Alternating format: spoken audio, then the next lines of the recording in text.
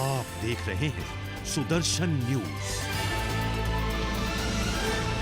Bharatiya Janata party के शुभ चिंतक हमारे ईटानगर और आसपास से आज की बैठक इस मीटिंग में आने वाले सभी भाइयों और बहनों को मेरा प्रणाम। बहुत सालों के बाद ईटानगर में इस तरह के एक कोने में एक स्ट्रीट मीटिंग आपके बीच में एड्रेस करने का मौका मिल रहा है।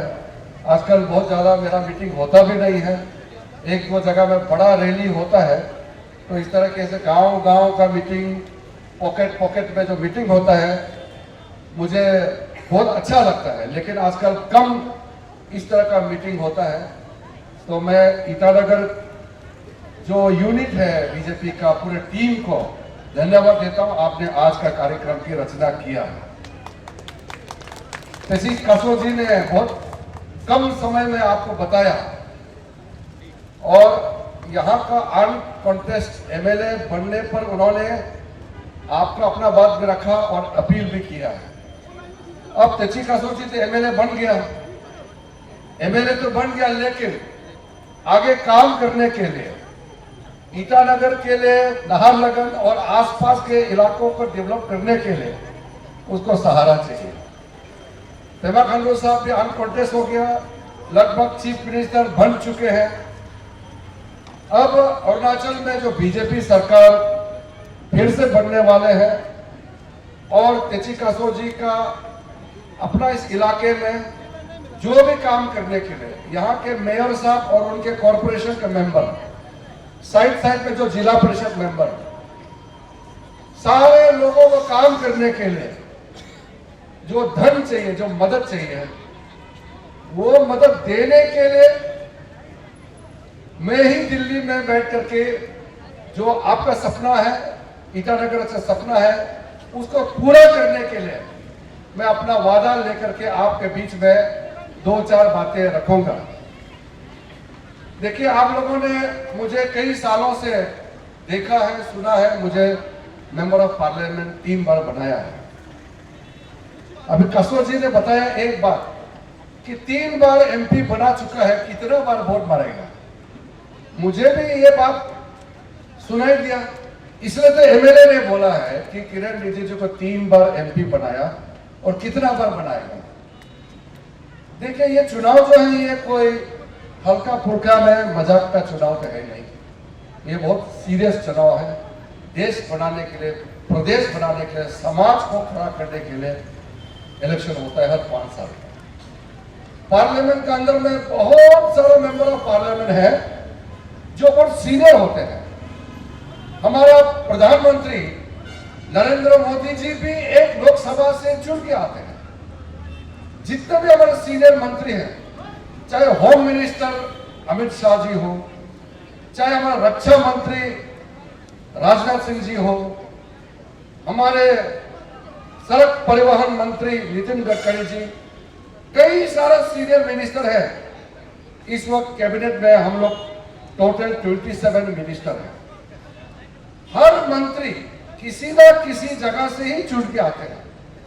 अब देश में 543 एमपीज है, कितना को कैबिनेट में दर्जा मिलता है, तो सबको किसी न किसी लोकसभा में चुनाव लड़ना पड़ता है। अगर एक बार 2 बार वोट देकर के फिर से नहीं देना है तो फिर देश को कौन चलाएगा। सीनियर लीडर नहीं होगा तो फिर मैच्योर विजनरी जो लीडर आपको चाहिए, देश चलाने के लिए लीडर चाहिए, वो कहां से मिलेगा। मैंने पहले भी जिक्र किया, हमारा नॉर्थ ईस्ट है, हमारा से पहले रिकॉर्ड बनाया है पीए संगमा साहब ने। पीए संगमा मेघालय से 9 बार लोकसभा में चुन के गए हैं, 9 टाइम्स वो लोकसभा एमपी बने हैं। और वो 6 बार जब लोकसभा एमपी बना है, 6 बार, तब जाकर के उसको कैबिनेट का दर्जा मिला है, तब वो स्पीकर बना है। 6 बार लोकसभा इलेक्शन जीतने के बाद अटल बिहारी वाजपेयी 12 बार इलेक्शन जीता है। ऐसा हमारा देश में कई एमपी है, 5 बार, 6 बार, 7 बार, 8, 9, 10, 11, 12 बार ऐसा एमपी जीतने वाला हमारा देश में बहुत नेता है।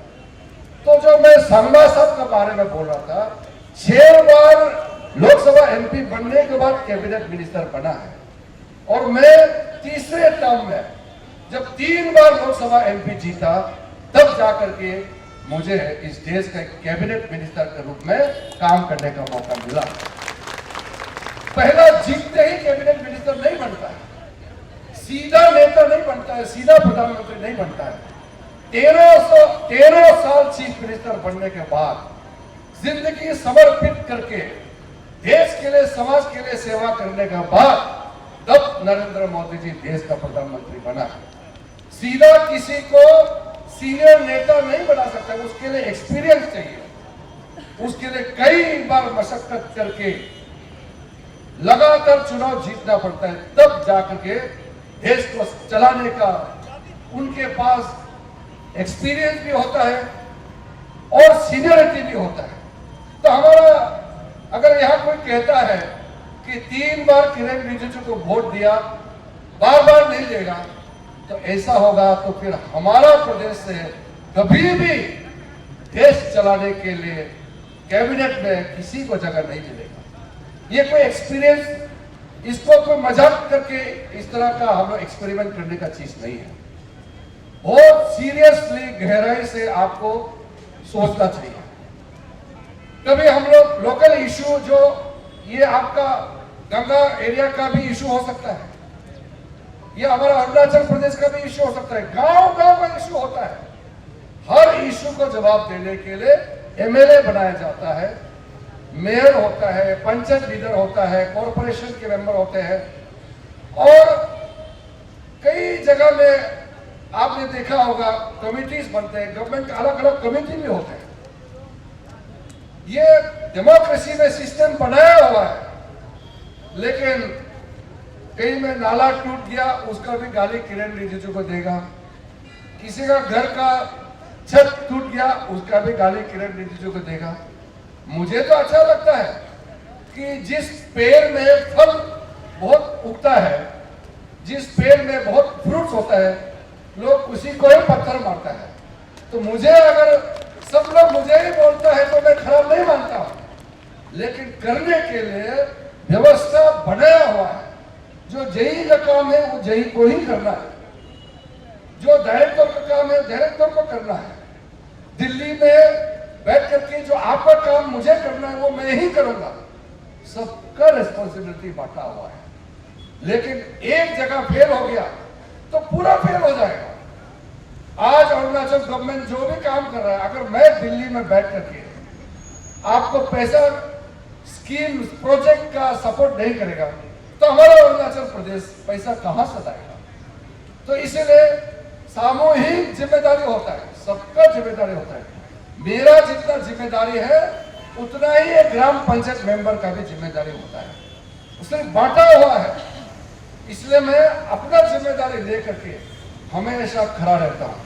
मुझे याद है जब मैं नए नए चुनाव लड़ा था, 70% मैंने इलेक्शन कैंपेन पैदल चल के कैंपेन किया था।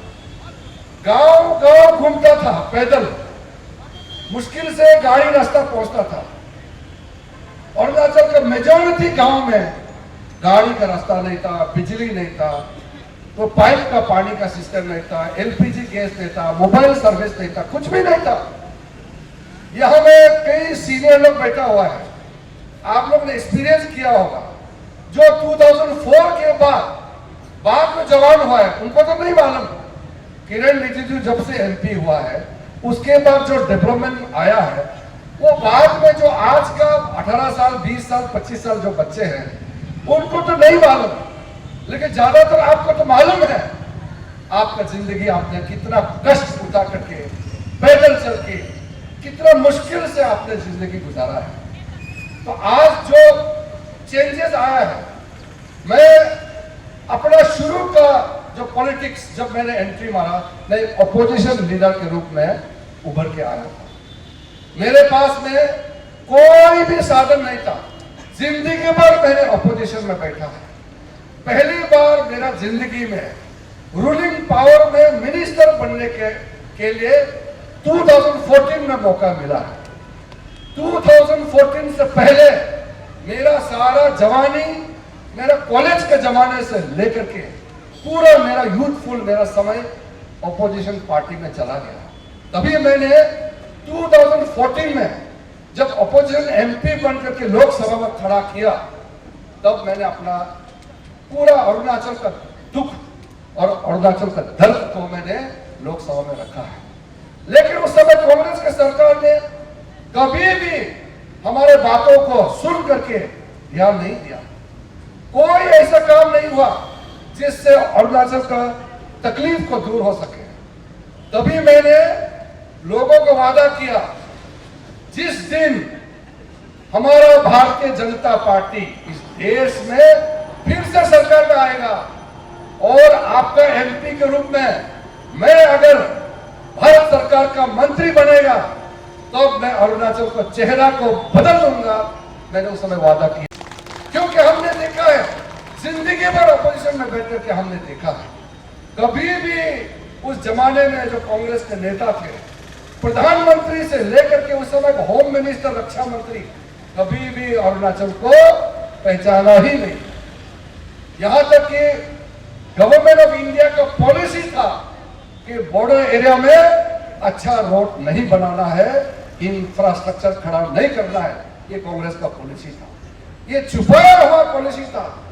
2013 में कांग्रेस पार्टी का जो डिफेंस मिनिस्टर ए के एंटोनी ने पार्लियामेंट में खड़ा करके ऑनेस्टली उन्होंने एडमिट किया, और वो आप सब ने वीडियो देखा होगा। पार्लियामेंट का वीडियो में आज भी सब देख सकते हैं। कांग्रेस का डिफेंस मिनिस्टर ने बोला कि हमने गलती किया है। कांग्रेस पार्टी ने बॉर्डर एरिया अरुणाचल में रोड नहीं बनाने का जो फैसला लिया, 1962 के बाद चाइना से डर के कोई भी बॉर्डर रोड नहीं बनाने का जो फैसला किया, ये हमारा देश के लिए बहुत नुकसान हुआ है। 2014 के बाद नरेंद्र मोदी जी ने सारे बॉर्डर एरिया को अलग तरीके से पॉलिसी बना करके पूरा 100% रोड, बिजली, पानी और जो बेसिक फैसिलिटी है मोबाइल सर्विस से लेकर के खाने पीने तक का, ये सारा काम 2014 के बाद शुरू हुआ है। आज आप ईटानगर में बैठ करके कहीं भी जाइए अरुणाचल का, एक दिन में मैं ईटानगर से बैठ करके खड़ा होकर के आपको मैं गारंटी देके बोल रहा हूं, आज ईटानगर से एक दिन में तवांग में पहुंच सकता है, तकसिंग में पहुंच सकता है, कोलोनियल पहुंच सकता है, दापोरी जो तकसिंग से लेकर के इधर में मणिगांव और मेचुका और आगे तुतिंग तक और तिराप चंगलांग तक पूरा अरुणाचल प्रदेश, इतना बड़ा प्रदेश एक दिन में ईटानगर से पहुंचने का फैसिलिटी हमने 10 साल में खड़ा किया है। ये कोई मजाक नहीं है। इलेक्शन में भाषण देने के लिए बहुत मजाक से इस तरह का बातें करना आसान है। मैं अगर पूछेगा कि किसी को कि अगर आप कुछ वादा करता है, करेगा कैसे, कहां से लेके आप करेगा? आप कोई पंचायत का लीडर लड़ता है तो ठीक है, आप बोल सकते हैं कि हम छोटा मोटा इश्यू हैंडल करेंगे। ये हाईवे का पैसा आप कहां से लेगा? गांव में जो बैठा है उसके लिए जो काम करना है, ये मामूली नहीं है।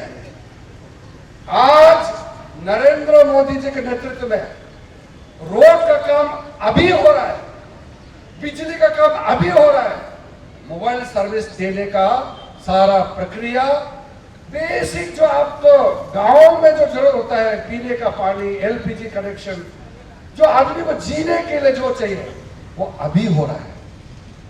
जो डेवलप कंट्री में ये सब 100 साल पहले हो चुका है। विदेशों में खाने पीने के बारे में चर्चा नहीं होता है, ये तो वैसे ही अवेलेबल होता है। पाइप खोलते ही पीने का पानी, ये कोई चर्चा का विषय ही नहीं है। हम लोग अभी 21st सेंचुरी में आज हम बिजली, सड़क, पानी ये आज बना रहे हैं, आज हम रास्ता बना रहे हैं, आज एयरपोर्ट बना रहे हैं, आज रेलवे लाइन बना रहे हैं। अगर ये एयरपोर्ट, ये बिजली, पानी, हाईवे, ये रेलवे लाइन, ये बॉर्डर रोड अगर कांग्रेस के जमाने में किया होता, उस समय 60 इयर्स तो कांग्रेस को मौका मिला था, अगर उस समय किया होता, आज मैं आपका सीधा इंडस्ट्री का बात करना था, इकोनॉमिक पॉलिसी का बात करना था। यहां फूड प्रोसेसिंग इंडस्ट्री से लेकर के एम्प्लॉयमेंट जनरेशन के लिए तरह तरह का काम का हम बात करना था। लेकिन ये सब काम कैसे होगा जब पानी ही नहीं है, जब आपका रास्ता ही नहीं है। स्वामी विवेकानंद ने कहा था कि जिसका पेट में खाना नहीं है, जो आदमी भूखा है, उसको फिलोसफी धर्म पाठ पढ़ा के फायदा नहीं है। ये फिलोसफी काम तभी आता है जब आदमी का पेट में रोटी होता है, जो भूखा नहीं होता है। जो भूखा होता है, मरने वाला है, खाने के लिए नहीं है, बच्चों को पिलाने के लिए पानी नहीं है, घर में चूल्हा जलाने के लिए आग नहीं है, तो फिर क्या बड़ा बड़ा बात करेगा। ये जो बेसिक लोगों को जीने के लिए बिजली, सड़क, पानी, सुविधा के लिए रोटी, कपड़ा, मकान, ये जब तक इंसान को नहीं मिलता है, बाकी चीज कोई मीनिंग नहीं होता है। इसलिए नरेंद्र मोदी जी ने हर गरीब को कोविड के समय में कोई भूखा ना मरे, हर एक गरीब को 80 करोड़ से भी ज्यादा हमारे देश के वासियों को फ्री में अनाज हर एक घर में पहुंचाया। हमने, मुझे याद है कैबिनेट में जब ये प्रपोजल आया, कोई ऑफिसर ने मुझे कहा कि प्राइम मिनिस्टर मोदी जी इतना बड़ा डिसीजन देने जा रहा है, हमारा देश का 80 करोड़ गरीबों को फ्री में खाना खिलाना। 80 करोड़ ये कोई मामूली फिगर नहीं है। ये पूरा यूरोप का पॉपुलेशन, पूरा अमेरिका का पॉपुलेशन मिला के भी 80 करोड़ नहीं है। इतना लोगों को फ्री में अनाज पहुंचाना, ये कोई सपना में भी नहीं सोच सकता है। तो इतना पैसा कहां से लाएगा? लेकिन मोदी जी ने कैबिनेट में कहा इसका व्यवस्था जितना भी 4-5 लाख करोड़ जाएगा, हम व्यवस्था करेंगे। मैं प्रधानमंत्री, प्रधान सेवक हूं, लेकिन हम गरीबों को भूखा नहीं मरने देगा। ये फैसला नरेंद्र मोदी ही कर सकता है। इस तरह का अगर मैं आपको स्कीम गिनती करते करते जाएगा तो आज रात भर हो जाएगा। मैं स्कीम ज्यादा गिनती नहीं करना चाहता। आपको मिल रहा है, लेकिन मेरा एक पुकार है आपसे, जो स्कीम मिल रहा है उसको आप एक्नॉलेज करना चाहिए, उसको एडमिट करना चाहिए। जो किरण रिजिजू की वजह से हाईवे बना है, उसी हाईवे में चलते चलते फिर किरण रिजिजू को गाली देगा। किरण रिजिजू ने मेहनत करके घर में गैस पहुंचाया, चूल्हा पहुंचाया, फिर वही चूल्हा में खाना पका के फिर वही किरण रिजिजू को गाली देगा।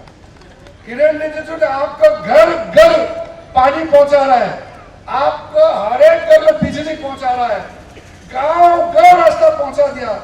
उसी फैसिलिटी को लेकर के मैंने मोबाइल टेलीफोन का हर एक गांव में आजकल पहुंचा दिया। उसी मोबाइल टेलीफोन से फिर किरण रिजिजू को गाली देगा, तो इंसान के लिए अच्छा नहीं है।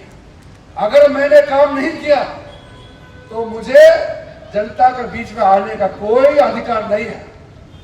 मेरे जिंदगी में मैंने एक वसूल बहुत शुरू से तय किया है। आज तक किरण रिजिजू के ऊपर में एक उंगली नहीं लगा सकता है। मैंने जिस दिन लोकसभा चुनाव लड़के गया, उसी दिन मन में कसम खाया कि अरुणाचल प्रदेश का एक पैसा मेरा पॉकेट में नहीं घुसेगा। मैं दुनिया भर से हमारा राज्य के लिए पैसा लाऊंगा, लेकिन राज्य का पैसा मेरा पास कभी नहीं जाएगा। अब एमएलए साहब को पूछिए, यह तमाम जनता भारतीय जनता पार्टी का कार्यकर्ता का पूछिए, किसी ऑफिसर को जेई से लेकर के एई से लेकर के कोई कॉन्ट्रैक्टर, हर एक आदमी को पूछिए, जिंदगी में 1 रुपया भी किरण रिजिजू को दिया क्या किसी स्कीम के लिए? मैं इलेक्शन लड़ता हूं डोनेशन से, मैं बड़ा बड़ा प्रोजेक्ट करता हूं, उस प्रोजेक्ट से जो पैसा आता है, कोई लोग बोलता है कि चलो आपके इलेक्शन में थोड़ा डोनेशन दे देगा। लोगों का डोनेशन, गरीबों का जो भी है, और बाहर से भी डोनेशन आता है मुझे, और यही डोनेशन आज लगभग अरुणाचल प्रदेश का आदमी दिल्ली में जो भी आता है, कम से कम 3-4 हजार आदमी हर महीने मेडिकल का ट्रीटमेंट दिल्ली में मैं देता हूं। ये कोई सरकारी पैसा से नहीं होता है। आज दिल्ली के अंदर में, दिल्ली पुलिस के अंदर में हमने जो व्यवस्था किया है, वो सदियों तक यो याद रखेगा। मैं जब कॉलेज में थे, हमारे अरुणाचल के बहुत लोग कॉलेज में पढ़ते थे, नॉर्थ ईस्ट का ट्राइबल आदमी लोग का, कॉलेज में रिगिंग होता था, पिटाई करता था, मार्केट में उनको बहुत टॉर्चर करता था। अरुणाचल के एक लड़का को दिल्ली के बीच सड़क में मार दिया। अरुणाचल के लोगों को, ट्राइबल लोगों को बहुत टॉर्चर होता था बाहर में, और जब पुलिस को कंप्लेंट करने जाता था तो पुलिस वाला भी गाली देता था कि तुम लोग किस देश से आया है, कहां से आया है। आज मैं सीना तान के आपको बता रहा हूं, दिल्ली के अंदर में किसी अरुणाचल लड़का को हाथ लगाने का हिम्मत नहीं है। मैंने नरेंद्र मोदी जी का आशीर्वाद से दिल्ली पुलिस में 1000 से भी ज्यादा हमारे नॉर्थ ईस्ट के युवाओं को दिल्ली पुलिस में भर्ती कराया है। तो सोच सकते हैं ये कोई मजाक है? कांग्रेस 60 ईयर्स रूल किया है। सोच सकते हैं कि ये किसी ने कल्पना नहीं किया और मुझे किसी ने डिमांड नहीं किया। ये मेरा अपना सोच है। और जब मैं आपका सपोर्ट से, आपका ब्लेसिंग से मेंबर ऑफ पार्लियामेंट बनकर दिल्ली गया, तो मैं ऐसा कयाम करना चाहता हूं कि जिंदगी भर जब मैं जिस दिन एमपी नहीं रहूंगा तब भी लोग याद रखेगा कि एक जमाने में अरुणाचल से भी एक चेहरा था जो दुनिया के सामने में सीधा तान के अरुणाचल के बारे में बात कर सकते हैं। मुझे कोई दागी नहीं लगा सकता। लोग तरह तरह का बातें करने से भी मुझे फर्क नहीं पड़ता है, क्योंकि मुझे जो एक्यूज करता है, मुझे जो गाली देता है, वो पूरा का पूरा सत्यानाश हो जाएगा। क्योंकि जो आदमी को क्रिटिसाइज करने के लिए अगर कोई पॉइंट है, कोई मुद्दा है, तो जरूर बोलना चाहिए। कोई मुद्दा नहीं है, बिना मतलब का अगर बोलेगा तो उसका असर खुद को होता है। मैंने जिंदगी में मेरे खिलाफ चुनाव लड़ने वाला का खिलाफ एक शब्द नहीं बोला। मैं 2004 में जब पहली बार एमपी बना, तब भी उस समय का कांग्रेस एमपी के बारे में मैंने एक शब्द नहीं बोला। मैंने सिर्फ इतना ही कहा कि जिस दिन मैं एमपी बन जाऊंगा तो मेरा काम को देखना। और मैंने अपने बारे में, अपना सपना के बारे में लोगों को बताया, लेकिन किसी एक आदमी के खिलाफ मैंने गलत शब्द का इस्तेमाल नहीं किया। पॉलिटिकल पार्टी का लड़ाई है, आइडियोलॉजी है। कांग्रेस के खिलाफ मैं जरूर बोलता हूं, क्योंकि कांग्रेस ने 60 इयर्स तक हमको टॉर्चर किया है, वो मैं जरूर बोलता हूं। लेकिन इंडिविजुअल ये कोई पर्सनल लड़ाई नहीं है। मैं पर्सनल अटैक कभी भी नहीं करता। मैं आज तक ऐसा कोई काम नहीं किया जिससे अरुणाचल बदनाम हो जाएगा। कई नेता है, वो नेता का ऐसा काम होता है जिसकी वजह से उसके लोग, उसके राज्य के लोग, उसके कॉन्स्टिट्यूएंसी के लोग सर झुकना पड़ता है, शर्म होना पड़ता है। मैं मोरालिटी की दृष्टि से कहना चाहता हूं, मोरालिटी की दृष्टि से आज तक मैं कोई ऐसा काम नहीं किया। मैं यहां गलत काम करके, करप्शन करके, धंधाबाजी करके, अनाप शनाप बातें करके कभी भी अपना राज्य को बदनाम नहीं किया। और जब मेरा बात सुनता है दुनिया, मैं कहीं भी जाता हूं, मैं हमेशा कहता हूं कि मैं जिस राज्य से आया हूं वो प्रदेश, अरुणाचल प्रदेश मेरे लिए मेरा ये कर्म भूमि है।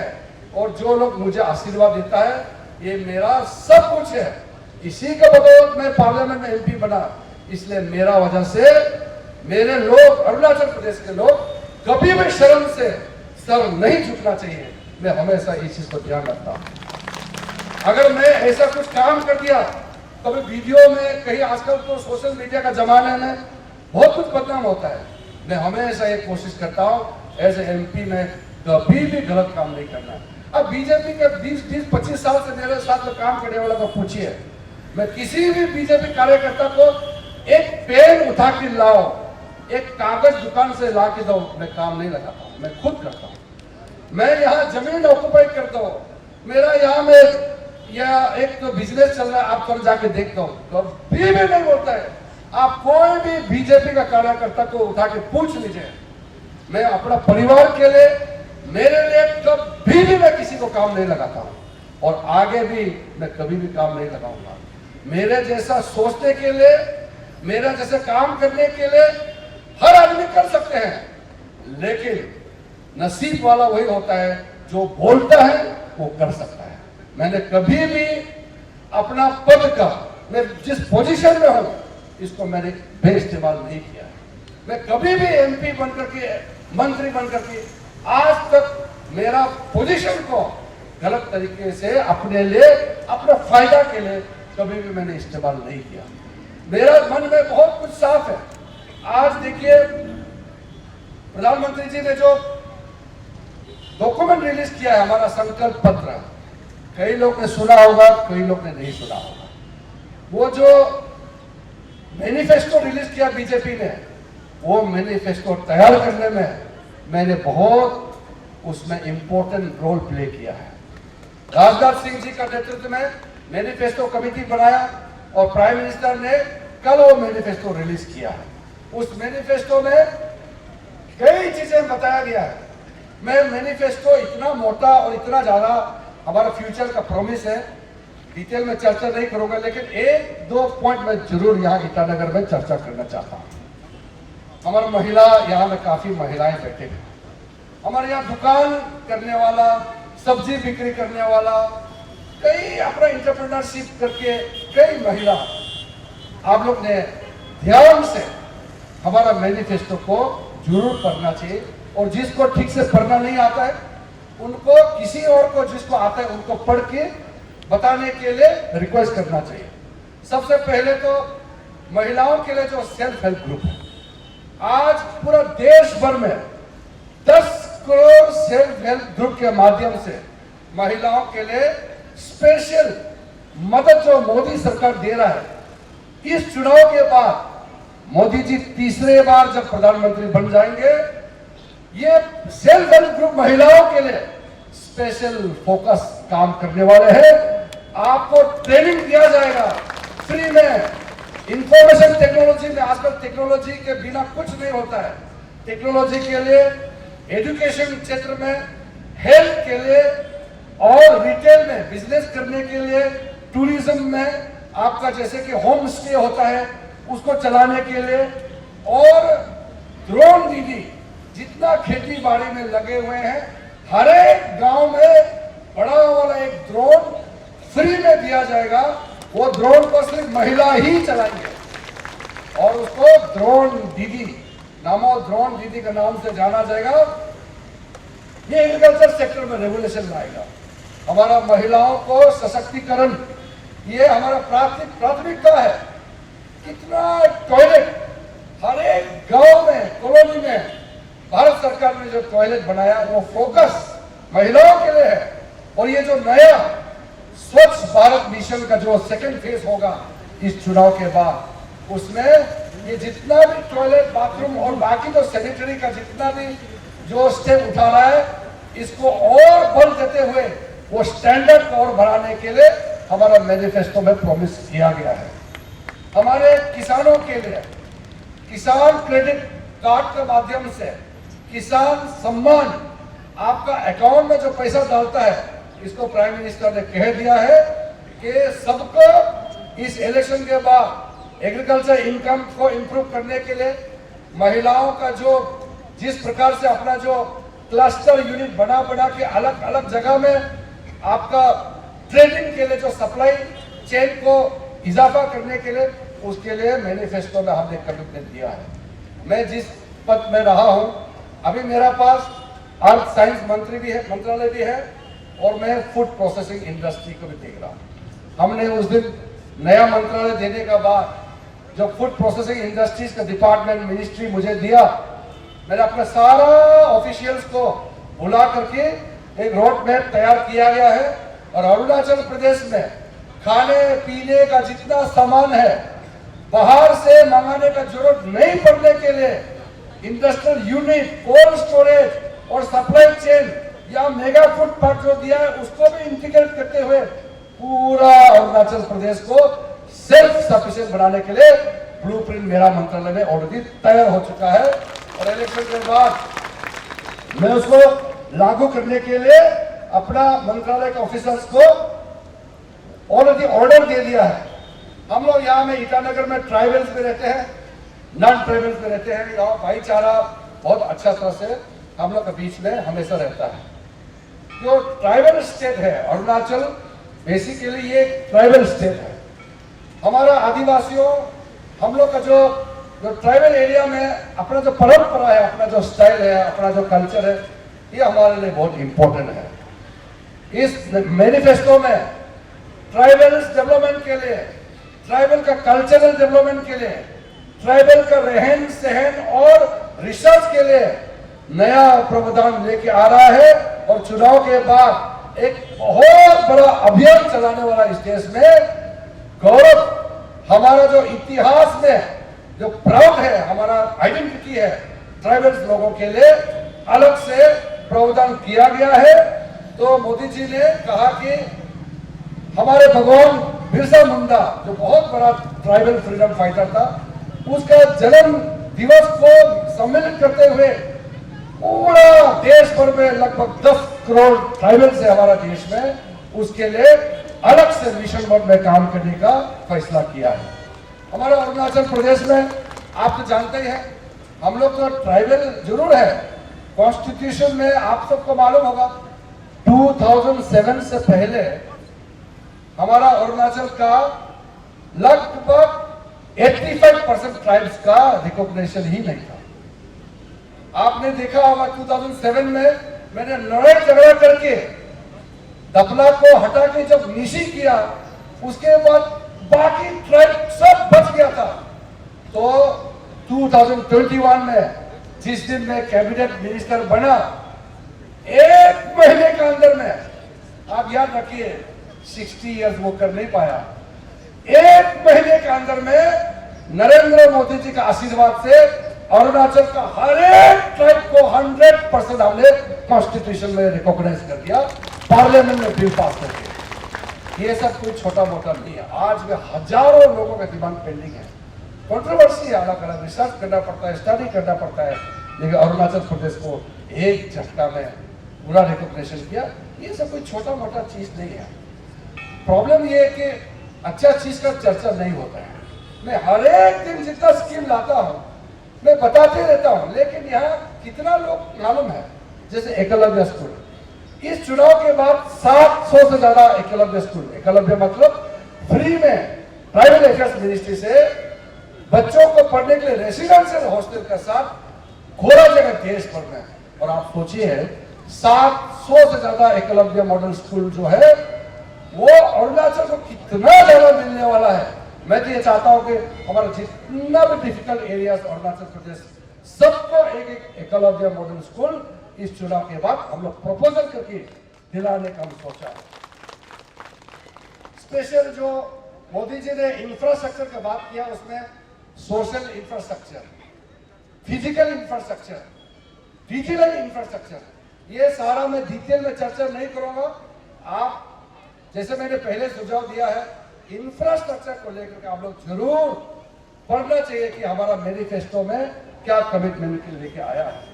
हमारे युवाओं के लिए आपने देखा, मैं स्पोर्ट्स मिनिस्टर था इस देश में, मैं ऐसा पहला खेल मंत्री हूं जिन्होंने हर एक खिलाड़ी के साथ हमारा देश का हर एक क्षेत्र में, खास करके दूर दराज के इलाका में जा करके सबके साथ तालमेल करके एक नया स्पोर्ट्स का एक सिस्टम, मोदी जी का संकल्प खेलो इंडिया का हमने देश भर में चलाया है। अरुणाचल प्रदेश से कभी भी मेडल नहीं मिलता था। आप किसी भी अरुणाचल का स्पोर्ट्स पर्सन को पूछ लीजिए, कभी भी मेडल नहीं मिलता था। कभी भी अरुणाचल आदमी गोल्ड मेडल सिल्वर तो छोड़ दीजिए, क्वालिफाई भी मुश्किल से होता था। लेकिन आज अरुणाचल के अंदर में ही सिर्फ नेशनल लेवल नहीं, एशियन गेम्स, ओलंपिक्स तक पहुंचने के लिए अरुणाचल के बच्चे तैयार हो गया है। हमारा ईटानगर में नेशनल सेंटर फॉर एक्सीलेंस, जो देश का सबसे स्टैंडर्ड ट्रेनिंग सेंटर हमारे देश में टोटल 23 बनाया हमने मेरा खेल मंत्री समय में, और 23 में से एक को हमने ईटानगर में लेके आया है। यहाँ हमारा आर्टिस्ट लोगों के लिए, फिल्म इंडस्ट्री में, इंटरटेनमेंट, ये सब करने वालों के लिए अरुण प्रभा चैनल, अलग से दूरदर्शन का एक चैनल यहाँ खुलवाया, और फिल्म एंड टेलीविजन सेंटर पूरा नॉर्थ ईस्ट में पहली बार ऐसा नेशनल लेवल का सेंटर जोते में अभी बहुत धूमधाम से कंस्ट्रक्शन चल रहा है। ये सब आप सोच के देखिए, तो सोच सकते हैं क्या मेरा एमपी बनने से पहले हमारा आईटीबीपी का हेडक्वार्टर को कहाँ शिलोंग में रखा था, और शिलोंग से नॉर्थ ईस्ट का पूरा कंट्रोल करता था। मैं जब एमओएस होम बना 1 साल के अंदर में शिलोंग से पूरा का पूरा हेडक्वार्टर को हमने ईटानगर में लेकर के बसा दिया। एनडीआरएफ, आज हमारे एनडीआरएफ के बारे में लोग सुनते हैं, यहाँ जो फ्लड आता है, एक्सीडेंट होता है, उस समय प्रोफेशनल टीम चाहिए बचाने के लिए। एनडीआरएफ का नाम तक नहीं सुना था हमारे नॉर्थ ईस्ट में। हमारे देश में 2 एडिशनल बटालियन खोला एनडीआरएफ का, एक मोदी जी का कॉन्स्टिट्यूंसी बनारस में और दूसरा मेरा कॉन्स्टिट्यूंसी अरुणाचल प्रदेश में खोल के अभी होलोंगी के पास में इतना बड़ा मेगा स्ट्रक्चर खड़ा हो रहा है, एक बटालियन पूरा हमने खड़ा किया है। इस प्रकार से कई चीज जो है, मैं जैसे कहा कि पूरा गिन के बताने में बहुत समय बर्बाद हो जाएगा, इसलिए मैं पूरा स्कीम का नाम गिनती करके नहीं बोलना चाहता हूँ। डाइवर्ट करने के लिए तरह तरह का बातें जो करता है मुझे अच्छा नहीं लगता है। एक तो कहता है कि क्रिश्चियन आदमी किरण रिजिजू को वोट नहीं डालना चाहिए। मेरा काम और मेरा जो लगन है अरुणाचल प्रदेश के लिए मेरा योगदान है, अगर उसको थोड़ा सा ध्यान से देखेगा, आप सोचिए अगर कोई क्रिश्चियन आदमी ईश्वर को मानता है, अगर किरण रिजिजू को वोट नहीं देगा तो आप सोच लीजिए क्यों नहीं देगा। जब 2014 में मैं पहली बार मंत्री बना, 2012 में कांग्रेस सरकार के समय में FCRA एक्ट को अमेंड किया गया। बहुत कड़ा कानून, जो विदेश से जो मिशनरीज का पैसा आता था उसको रोकने के लिए कांग्रेस ने कानून बनाया FCRA। उस कानून के तहत लगभग हमारा देश में 25,000 FCRA के तहत सारा अकाउंट फ्रीज कर दिया गया था। अरुणाचल प्रदेश में जितना क्रिश्चियन मिशनरीज है सबका अकाउंट फ्रीज हो गया। आज आप यहाँ का बिशप को पूछिए, कैथोलिक का, मियो में हमारा कैथोलिक बिशप है, आपका जो पुराना अरुणाचल क्रिश्चियन फोरम का जो प्रेसिडेंट रहा है तको तकी, उनको पूछिए, जब सारा क्रिश्चियन मिशनरीज का फंड फ्रीज हो गया उस समय किरण रिजिजू ने खड़ा करके सबका सब खोला है। उस समय जब तकलीफ में था तो खड़ा करने वाला हम हैं। यहां में चर्च बनाने के लिए व्यवस्था करता है, आप अलग अलग से हीलिंग प्रोग्राम करता है। जब मदद के लिए मेरा पास आता है, चाहे वो चर्च का हो, चाहे मंदिर का हो, चाहे गोम्पा का हो, कोई भेदभाव किए बगैर किरण रिजिजू ही देखता है। फिर हमको वोट नहीं डालने का कौन बोलता है? अगर ईश्वर है तो इस तरह का जो गंदा राजनीति धर्म के नाम से अपना अरुणाचल का प्रोग्रेस को खत्म करना चाहता है, उसको ईश्वर भी माफ नहीं करेगा, अरुणाचल का जनता भी माफ नहीं करेगा।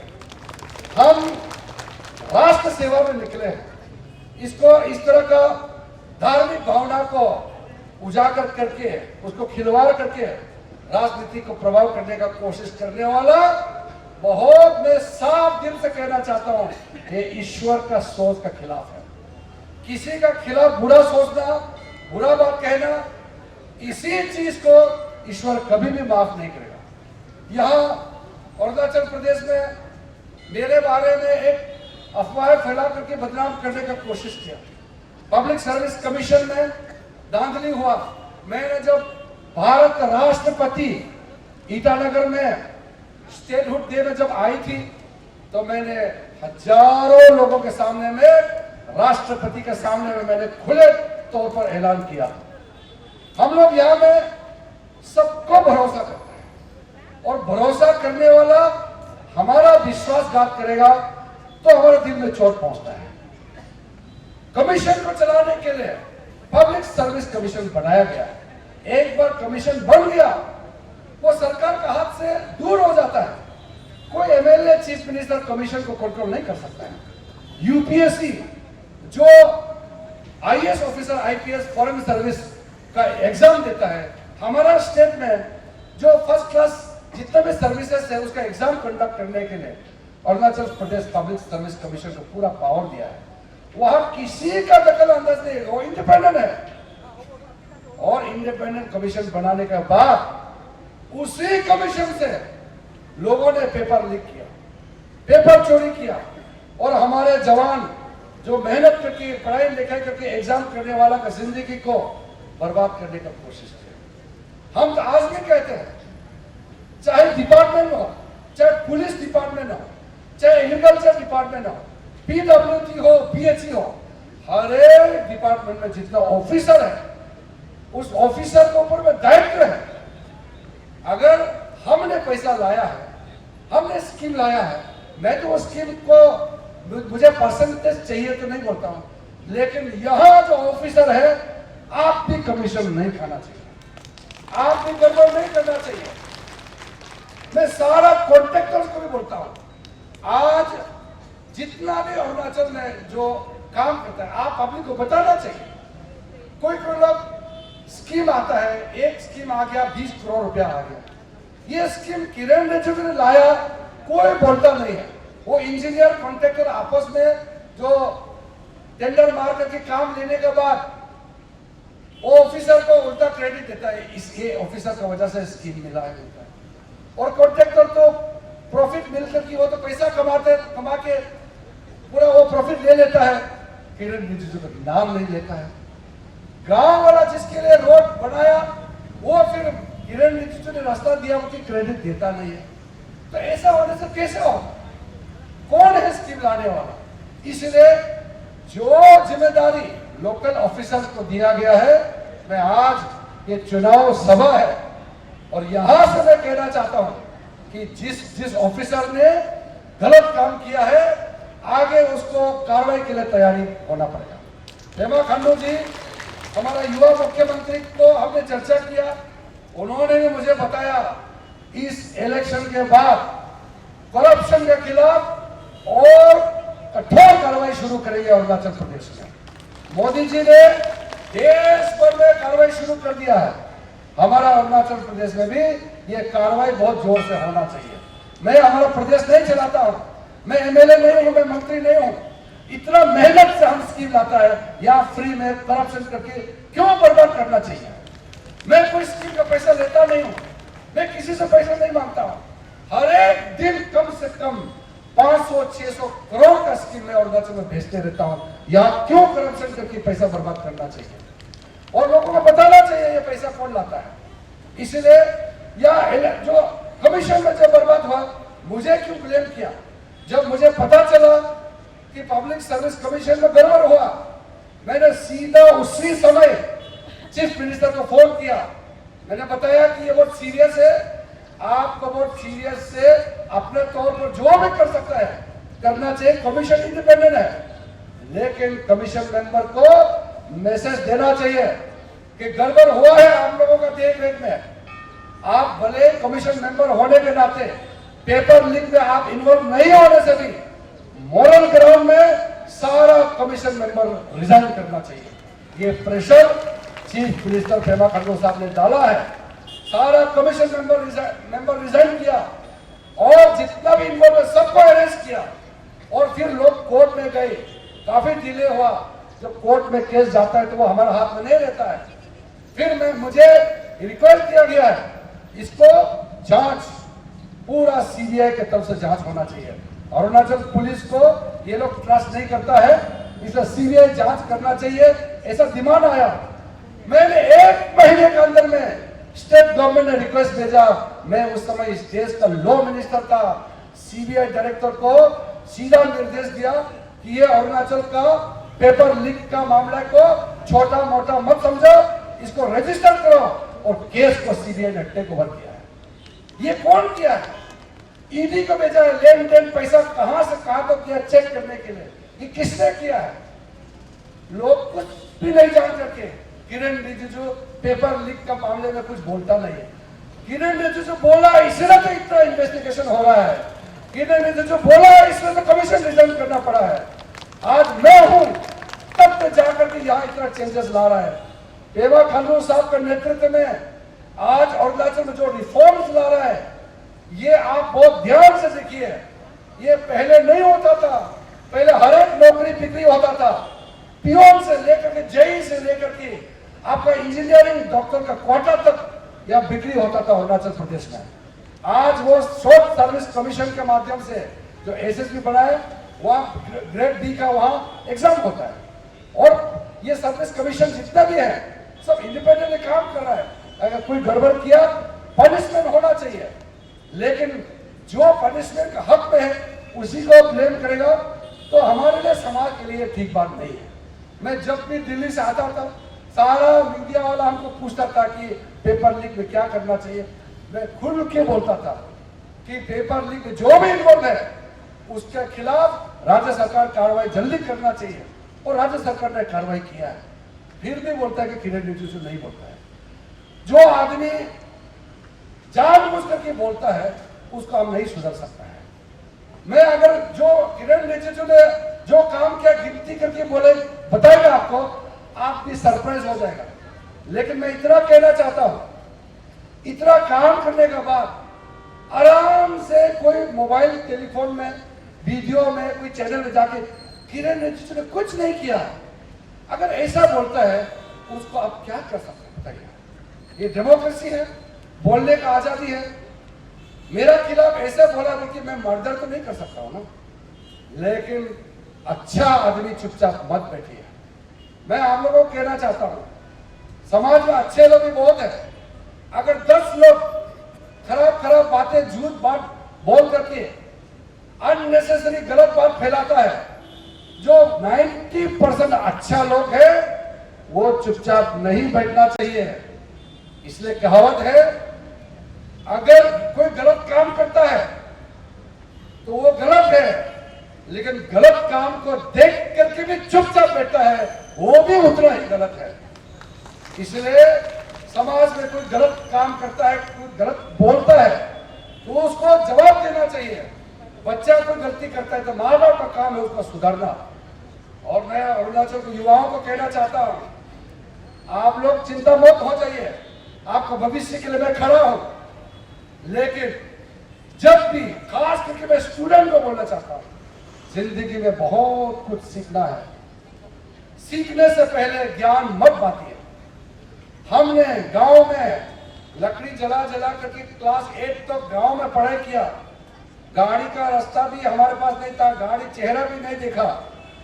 गांव में बैठ करके हमारा उस जमाने का टीचर 8-9 दिन पैदल चल के जो हमारे गांव में आए थे, उस समय के यूपी बिहार का टीचर, असम का, बेंगलोर का टीचर, मैं आज भी उसको याद करता हूं। हमारे पास कुछ भी नहीं थे, उन लोगों ने जो पढ़ाई हमको दिया, नॉलेज जो दिया, हमने गुरुजी का सम्मान करते हुए दिन रात मेहनत किया।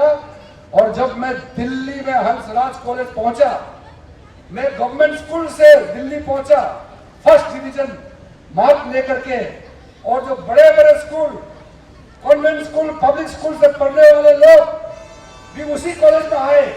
हम लोग एक साथ, मैं गांव से सरकारी स्कूल से पढ़ के, लोग पब्लिक स्कूल, कॉन्वेंट स्कूल से पढ़ के आया। मैं हिम्मत के साथ सीना ठोक के आपको बोल रहा हूं, मैं किसी से पीछे नहीं था। कोई बड़ा स्कूल से आने वाला भी हमको गांव से आया बोल के कोई हमको नजरअंदाज नहीं कर पाया, क्योंकि मैंने अपना टीचर को इज्जत किया है। कभी भी अपना गुरुजी को हमने नीचा नहीं किया। इसलिए जिंदगी में बहुत कुछ सीखना होता है। सीखने से पहले अब बहुत ज्ञानी बन जाएगा तो फिर ये बहुत दुख की बात है। जिंदगी पर मरते दम तक आदमी सीखते रहेगा। आज भी मैं इतना साल से मैं अभी राजनीति में हूं, 10 साल में मंत्री हो गया हूं, आज भी मैं एक्सपर्ट से सुनता हूं, एक्सपर्ट से सीखता हूं। प्राइम मिनिस्टर नरेंद्र मोदी जी भी इतने लोगों से सुन सुन के फिर आइडिया लेता है, फिर अपना आइडिया को देता है, अपना विजन पूरा करता है। सीखना होता है, समाज में, देश में बहुत कुछ करना होता है, लेकिन वो तभी होगा जब आप सीखेंगे। इसलिए हमारे युवाओं को, महिलाओं को, गरीबों को, गांव वाला जितना भी है, आप सबको मैं कहना चाहता हूं, आज यहाँ ईटानगर में दुकान खोला है, सब्जी मार्केट भी है, यहाँ खिलौना बेचने वाला मार्केट भी है, कपड़ा का दुकान भी है, मीट का मार्केट भी है, और यहाँ ब्रांडिंग का, अलग अलग जो ब्रांड का होता है ना आजकल, दामी वाला, उसका भी सारा शोरूम खोल चुका है। यहाँ गाड़ी का दुकान खोल चुका है, यहाँ बुलडोजर का दुकान भी खोल चुका है अरुणाचल प्रदेश में। यहाँ अलग अलग बिजनेस का तरह तरह का अरुणाचल में खोल चुका है। इसका मतलब क्या है? अगर किरण रिजिजू अपना ताकत से अरुणाचल में पैसा साधन नहीं लेगा तो दुकान कैसे चलेगा?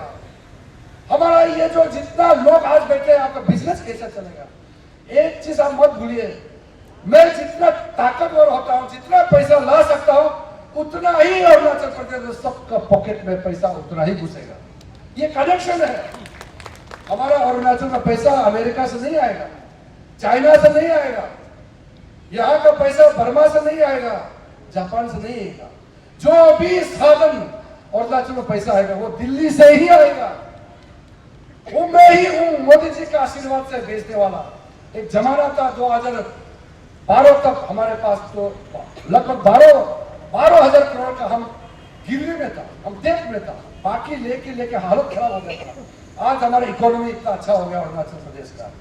आज 4 लेन रास्ता बना ईटानगर में, आप लोग देखता है ना, उस तरफ में 2 रास्ता लेन है, इस तरफ में 2 रास्ता लेन है, फिर भी ट्रैफिक जैम होता है। इसका मतलब कितना गाड़ी खरीदा होगा लोगों ने, कहां से आया ये पैसा? यहाँ डिस्ट्रिक्ट हेडक्वार्टर में भी ट्रैफिक जैम हो जाता है, कहां से आया इतना पैसा? मेरा तो यहाँ कोई घर नहीं ईटानगर में, लेकिन मैं कभी हेलीकॉप्टर में, कभी गाड़ी से दूर दूर देखता हूँ। निर्जुली से लेकर के बंदर देवा, इधर होलोंगी से वो जोते पोमा तक पहाड़ का पहाड़ काट करके घर बना रहा है, यूनिट बना रहा है, खेती बना रहा है। ये पैसा कहां से आया? ये आपका किरण रिजिजू जो मजबूत है, इसीलिए तो लोगों के पास पैसा पहुंचता है, उसी से लोगों को शेयर करने का मौका मिलता है। अगर गांव में एक आदमी के पास पैसा आएगा, उसका बेनिफिट सबको मिलता है, सबको इनडायरेक्ट लाभ मिलता है। बच्चों का उसका एजुकेशन का खर्चा, किताब खरीदने का पैसा, एक हमारा मेडिकल ट्रीटमेंट करने के लिए पैसा चाहिए। ये सारा चीज दिल्ली से हम जितना मजबूत से रिसोर्सेज लाएगा, उतना ही हमारे लोगों को उसको मिलता है। हम चाहते हैं कि हमारा दुकान खोले और दुकान में खरीदने वाला भी आदमी आना चाहिए। आदमी का पॉकेट में पैसा होगा तभी तो दुकान में खरीदने के लिए लोग आएंगे। लोगों के पास पैसा होगा तभी तो सब्जी खरीदेंगे, तभी तो हमारा ये शोरूम चलेगा, तभी तो गाड़ी घोड़ा दौड़ेगा, तभी तो हमारी इकोनॉमी बढ़ता है। इस चुनाव के बाद हमारा बिजली पानी सड़क का काम ऑलमोस्ट हो गया, अभी इसको एक्सपांड करना है। अगले हमारा प्राथमिकता एम्प्लॉयमेंट जनरेशन है, युवाओं को नौकरी देने के लिए सेल्फ हेल्प, जैसे आप खुद काम कर सकता है, अलग अलग का स्कीम जो हमारा मैनिफेस्टो में प्रॉमिस किया है, युवाओं का भविष्य को ठीक करने के लिए हम एक कमिटमेंट लेकर आया है। मैं फिर से आज आपको धन्यवाद देते हुए हमारा पूरा ईटानगर के एमएलए साहब, मेयर साहब, डिस्ट्रिक्ट प्रेसिडेंट तार शॉपिंग जी, पूरा टीम, मंगल प्रेसिडेंट, पूरा और बीजेपी का शुभ चिंतक, आम जनता जो आया है, मैं आपको फिर से कमिटमेंट देता हूं, किरण रिजिजू जहां भी खड़ा रहता है, चाहे दिल्ली में हो, चाहे मुंबई में हो, चाहे चेन्नई में हो, कोलकाता में हो, चाहे कश्मीर में हो, चाहे अमेरिका, जापान, ऑस्ट्रेलिया, कहीं भी हम खड़ा रहेगा, अरुणाचल का नाम को हम ऊंचा उठा के खड़ा रहेगा। मैं जहां भी रहेगा हिम्मत के साथ अरुणाचल का सर झुकने नहीं देगा, ये मेरा कमिटमेंट है। और मैं जब हिम्मत से बोलता हूं तो मैं कभी भी नहीं सोचता हूं कि मैं किरण रिजिजू अकेला बोल रहा है। मेरा अरुणाचल का 15 लाख आदमी का आवाज बन करके मैं खड़ा करूंगा। और इसी शब्दों के साथ फिर से आप लोगों ने बहुत अच्छी तरह आयोजन करके हमारा बात सुना, और मैं उम्मीद करता हूं चुनाव में आप लोगों का आशीर्वाद, आप लोगों का सपोर्ट से नरेंद्र मोदी जी का तीसरे कार्यकाल में मैं जो काम करने जा रहा हूं, वही बात लेकर के आपको मैं दोबारा फिर मिलूंगा, बहुत जल्दी आपसे मिलूंगा। आप सबका सपोर्ट और ये जितने लोग आए हैं, फिर से बहुत बहुत धन्यवाद। जय हिंद।